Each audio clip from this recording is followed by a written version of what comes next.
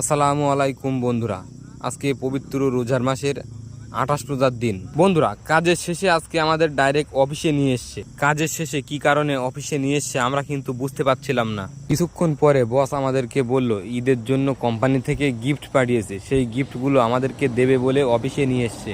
একটা করে প্লাস্টিকের প্যাকেট বস আমাদের হাতে তুলে দিল। জানি না এর ভিতরে কি আছে, রুমে গিয়ে এগুলো খুলে দেখবো কোম্পানি এর ভিতরে কি দিয়েছে।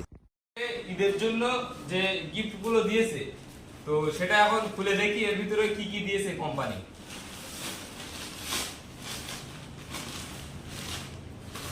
এদের বন্ধুরা এক প্যাকেট ম্যাগি আছে,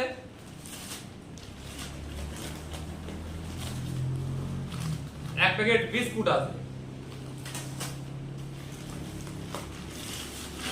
আর এই যে এক প্যাকেট চিনি আছে,